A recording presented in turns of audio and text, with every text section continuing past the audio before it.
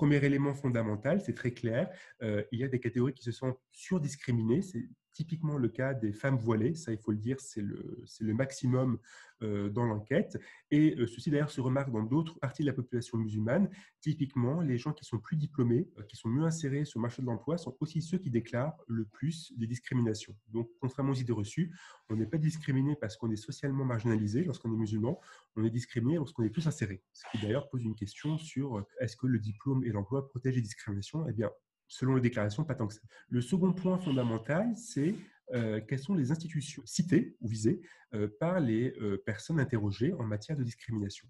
Ce que l'on peut remarquer, c'est que globalement, les services publics sont très présents. Et là, pour le coup, c'est très déstabilisant, puisque théoriquement, les services publics sont tout de même là pour lutter contre les discriminations. Pour ce qui est des musulmans, ceux-ci apparaissent plutôt cités comme étant des lieux de discrimination au moins ressentis.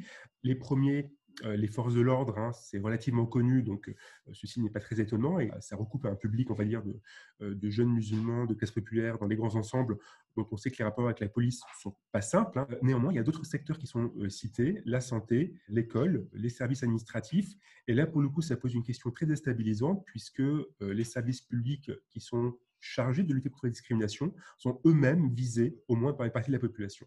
En France, on a beaucoup plus de mal, pour des raisons historiques, à admettre que l'on puisse être discriminé pour des raisons religieuses. Or, dans l'enquête commandée par la DILCRA et la Fondation Jean Jaurès, ce qui est extrêmement important, c'est que les musulmans déclarent discriminés non pas parce qu'ils sont d'origine immigrés, parce qu'ils sont noirs, parce qu'ils sont arabes, ils déclarent qu'ils sont discriminés parce qu'ils sont musulmans. Donc ça veut dire que le critère religieux de discrimination est fondamental ici, et c'est extrêmement complexe de lutter contre ceci dans un pays où ce critère-là n'est pas forcément le premier critère auquel on pense en matière de discrimination.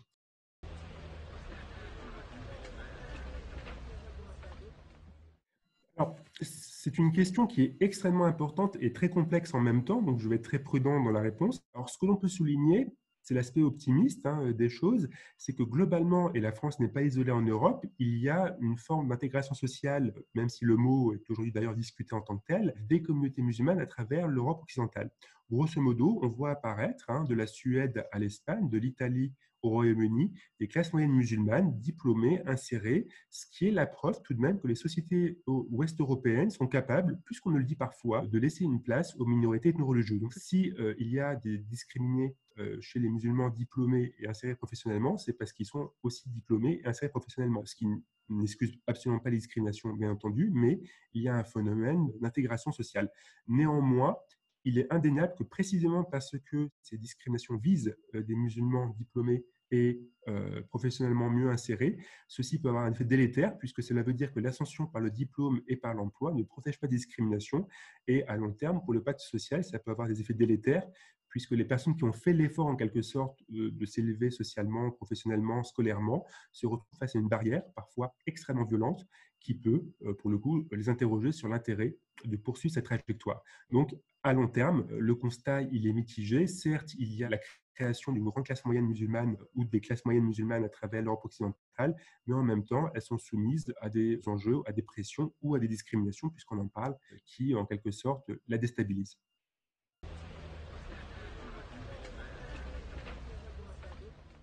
Pour répondre à une question qui est quand même très complexe, qui appelle la prudence en cette période de retour du terrorisme, il n'y a pas un seul facteur qui explique la radicalisation. Là, il peut y avoir un consensus pour dire qu'il n'y a pas de simple facteur unique qui conduise à un processus de radicalisation, à supposer d'ailleurs qu'on puisse définir ce terme qui est beaucoup plus complexe que la mer. Ce que l'on peut dire, c'est que globalement, les discriminations ne suffisent pas en soi à expliquer la radicalisation. Les personnes qui ont un profil djihadiste, pour parler du terrorisme islamiste, ou alors qui ont des profils d'extrémistes politiques, de gauche comme de droite, pour parler d'autres phénomènes de radicalisation, sont vraiment des personnes qui ont basculé dans cette forme de violence politique, politico-religieuse, uniquement pour des questions de discrimination. Néanmoins, celles-ci, lorsqu'elles interviennent sur des parcours de vie déjà fragilisés, instables, typiquement à la fin de l'adolescence où il y a des phénomènes de construction de personnalité qui sont beaucoup plus complexes qu'à l'âge adulte, il peut avoir en quelque sorte un cumul des facteurs et les discriminations peuvent